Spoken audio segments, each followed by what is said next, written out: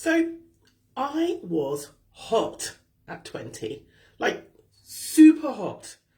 I was this slim, muscular, strong, vibrant young woman who could play an intense game of netball during the day, party half the night, squeeze a bit of studying in, and all in one day. But here's the thing, I didn't know it. I didn't know it. I have more or less been on a diet since the age of 16.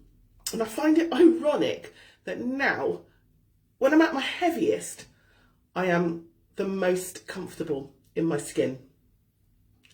My name's Antoinette and I'm going live every Sunday this year. And I'll be focusing in this series on what I would love my 50-year-old self to be able to tell my bold 20-year-old self. So my body shape never ever looked like my peers. One, I was a black woman. I had big lips, big bum, big thighs, and that meant that I looked different to most of my peers at school, the majority of people in my school. It meant that I looked different to the majority of images that I was seeing on the television and in magazines. And at that point, if I remember rightly, my BMI scores told me that I was overweight. So a bit of context for you. I was easily a size 8 to 10. And I have to say easily because I never measured myself at that point. I just thought, I'm fat, I don't need to know these things. I remember, for instance, wishing that the gap between my thighs would disappear. Like, go figure, what? To this day, I don't know what that was about. I was a sports major. In fact, I had been sporty really all the way through school, playing club, county, and schoolgirl netball. Did the same at uni, made it into the first team in year one. I cycled everywhere in Bedford. And because I was a sports major, I was playing at least an hour of sports most days. But I was ashamed of my body because I believed I was fat, because my muscly afro body was classed that way because the BMI chart said so. Scarily, even though we know differently now, haven't really moved much further forwards in terms of how we quantify obesity.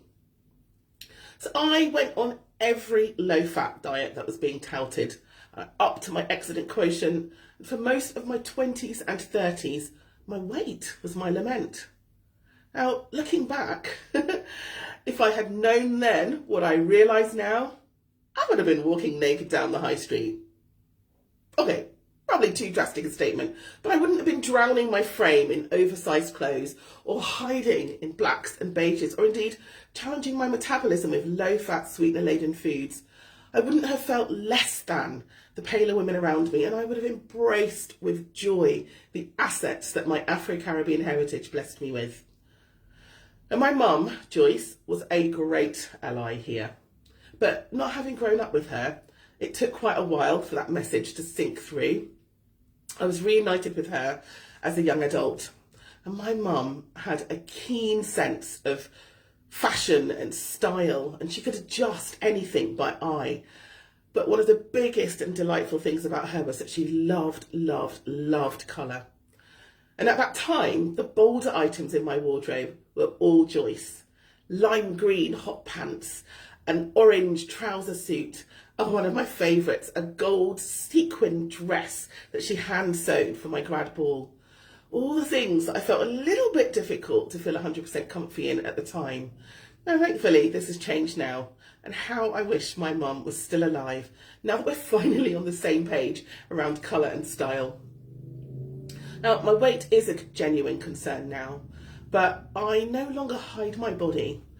I had a compliment in the swimming pool the other day by a woman and her partner who just said, "Wow, you look amazing." This was me looking up and down, really? But do you know what the difference was? It's how I feel about myself inside. Finally. I still get the off day where I'm not happy with what I see in the mirror. I still understand that health-wise, things have got to change. But when I look in the mirror, I think, this woman is flipping fantastic. Isn't she beautiful? Weight and all. I want to do a shout out to all the women who have been helping me find my inner style and confidence over the last few years. So to a lady called Yvonne Phillips, who kick-started all of this just coming out of lockdown, to a woman called Kirabai Kohout, who I started off mentoring but is now going to be mentoring me in style as we go shopping for my birthday outfit in July, and to Debbie de Kirk, who's in my local network, who continues to fill me with confidence and encouragement around colour choices, and who just has a beautiful style room with all sorts of beautiful clothing and accessories. To Carol Lusher, who is like my personal stylist and seems to channel the inner Joyce, because she unfailingly picks out a perfect dress for me every time we go charity shop shawling. And always, always to my mum Joyce, whose voice resonates inside my head, telling me to embrace colour and flair, because that is who I am. So props to our younger generation who seem to have embraced this more. And I think we need to work really hard not to diminish their light with our judgment and our negativity and perhaps our conservatism. Let's teach them to love the frame they are in, to embrace the assets they have been born and blessed with, to find colours that suit them and to let their light shine. So what would I say to little A? Here's what I think I'd say. So little A, you're gorgeous, whatever your frame looks like. Don't let others define your beauty. Your mum is on point, so you can listen to her. But don't hide under clothes, ever. And honestly, wear the hot pants every day while you can. Joyce has got you covered, girl. Ditch the diets. Focus on healthy eating. And the best thing you can do for your 50-year-old self right now is tackle the emotional eating head on, especially after the breakup with you know who. Shake off that nickname protrudy. People are going to be paying thousands of pounds for the assets that you've got in about 10 years' time. You're just ahead of the curve. Own it and learn to be happy in your skin.